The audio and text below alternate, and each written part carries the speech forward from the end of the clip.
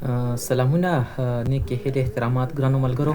موست ویلکم ښه راغلاست یو کمپلیټ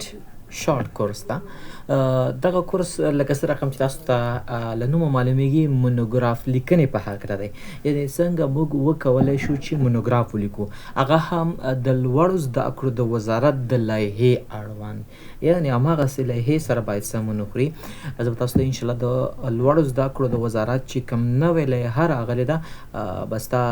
نوي قیودات نوي خبرې دي یو کتاب په شکل یې ترتیب کړی دی هماغه کتاب له طریقه به موږ تاسو ته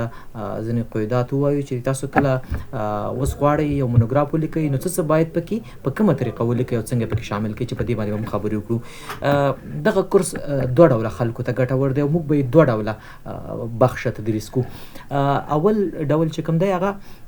دا هغه اشخاصو لپاره دی چې د نمونې په ډول د مکتب زده کوونکي دي د یولسم لسم او یا هم د دولسم صنف زده کوونکي دي یا یې نور پونځي ویلي دي ټایپینګ یې ښه دی زیاتره زموږ ملګري کمپیوټر خپل نه لري نو مونوګراف په بل یو شخص لیکي بیا یو څه اندازه پیسې ورکوي د مونوګراف د لیکلو په خاطر نو د مونوګراف لیکل څه دومره سخت نه دی هماغسې هغې ورته مواد هر څه ورکوي خو هغې کمپیوټر نه لري یا ټایپینګ کمزوری دی ملګري ورته لیکي نو که تاسو هم چېرته غواړئ مونوګراف لیکنه باندې ځان پوه کړئ په دغه لیول باندې نو اول درته انشاءالله همدا لیول تدریسوو په دې کې به تاسو د مونوګراف د لیکنې کې چې کوم خبرې دي به تاسو ته موږ تدریس کوو او درته به ښایو پریکټیکلي په ورډ کې چې څنګه تاسو ټیبل اف کنټینټ جوړوئ فهرست به څنګه جوړوئ یا ټیبل اف فیګر به څنګه جوړوئ د انځورونو لړلیک به څنګه جوړوئ د ټیبلو لړلیک به څنګه جوړوئ څنګه به لومړنیو صفحو ته شمارنه ورکوو بیا منځ کې ابجد توري ورکوو وروسته بیا یو دوه درې ورکوو څنګه په ډفرنټ سیکشنو باندې وویشو څرنګه مونږ سایټیشن ورکو څنګه په ای پی ایس سټایل کې ریفرنس ورکړو څنګه په لومړنۍ دوه درې مخو کې لوګو او ترتیبات برابر کړو دا هغه ټیکنیکل خبرې دي چې په لو لیول کې دي که دا تاسو زده کوئ هم ښه ده ځکه تاسو به وکولی شئ چې خپل مونوګراف په خپله ولیکئ او که هغه ملګري غواړي چې همدا یې کاروبار دی چې نورو اشخاصو ته مونوګراف لیکي نو د هغوی مشکلات به هم دلته انشاءالله چې حل شي چې څنګه دغه موږ ترتیبات برابرو دویم دا کورس به د هغه چا لپاره بیخي ډېر ګټور وي یعنې په لومړی سر کې به موږ په دې مونوګراف لیکنې کورس کې همدغه خبرې وکړو چې د مونوګراف هغه ډانچه چې ده هغه به څنګه را برابرو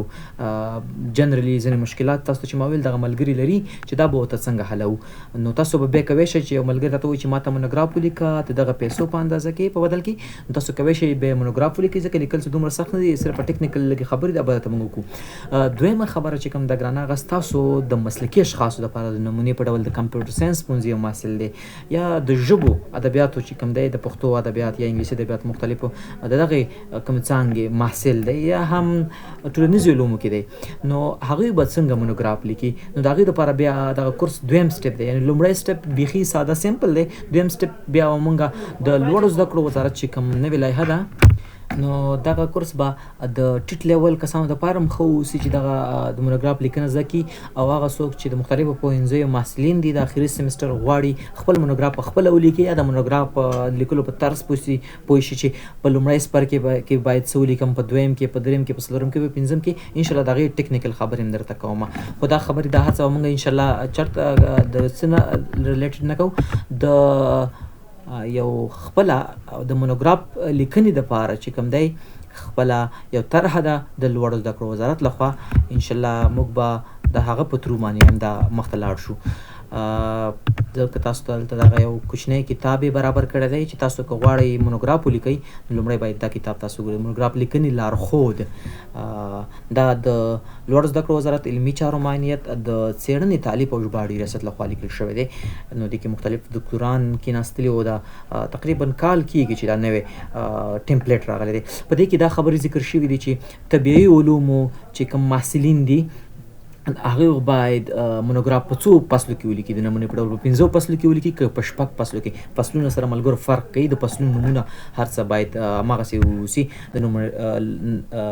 لکه لومړی فصل باید انټروډکشن وي دویم فصل د نمونې په ډول دا باید شالید وي یا بیکګراوند یا لټریچر ریویو باید وي دریم فصل ریسرچ میتودالوجي وي همداسې په ترتیب هر فصل خپل نوم لري ټولنیز علومو والا باید چې ټولنیز علومو کوم محصلین دي هغوی باید مونوګراف په څو فصله کې ولیکي په مونوګراف کې چې کوم غټ عنوانونه دي د هغوی دغه به فنټ په سایز به څومره وي، څنګیز یا دویم نمبر کې چې کوم موږ سره عنوانونه دي د هغې به فنټ سایز کم وي، فنټ به کم وي، د بولډ دپاره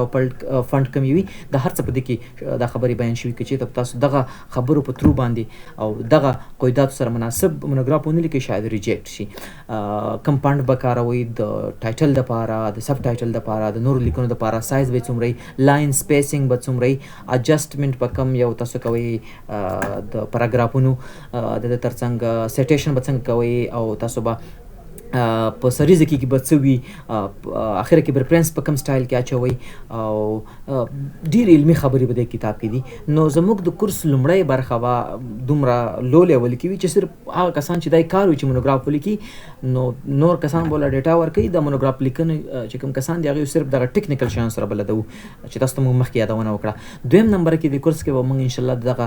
چې د مونوګراف لیکنې کوم لارښود کتاب دی همدغه اړوند تاسو ته موږ معلومات درکړو چې تاسو سره خپل مونوګراف په 15 یا شپږ فصلو کې را برابر کړئ. په لومړی فصل کې څه ولیکئ او څنګه یې ولیکئ او په کوم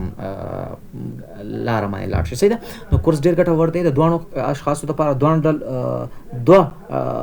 ډلو کې چې کوم دواړو ډلو کې چې کوم اشخاص دي د هغې دواړو ډلو دپاره دغه مونوګراف ډېر اهم دی. هغه څوک چې د مونوګراف لیکنې له لارې یو څه عاید لري د هغوی دپاره هم ګټور دی چې دغه مشکلات یې حل شي. او هغه محصلین چې غواړي خپل مونوګراف ولیکي خو نه پوهېږي څنګه یې له کومه ځایه سټارټ واخلي، څنګه یې پیل کړي او کوم فنټ وکاروي، کوم سایز، everything. مونوګراف باید څو صفحې اوسي، څومره لغتونه اوسي، دغه ټولې نوې خبرې قیودات دي دا به ته منې په ځان منې هله به ستا مونوګراف بیا اکسپټ کېږي. نو انشاءالله دغه به تاسو ته موږ دغه کوم چې نوی لارښود کتاب دی په دې کې هر څه دا بیان شوي دي.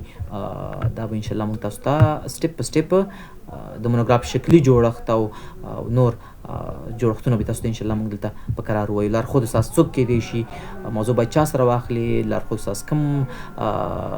اصول دي چې د هغې له مخې باید وټاکل شي او د لارښود استاد څه مسؤلیتونه دي چې باید ترسره کړي. انشاءالله دا به د اولو ډلې دپاره به هم دا ډېر ښه اوسي او دویمه ډله خو باید حتما دا کورس تعقیب کړي ځکه ډېر زیات ټیکنیکل خبرې دي په دې کتاب کې چې موږ به تاسو ته ډېر په اسانه ډول در وښایو انشاءالله.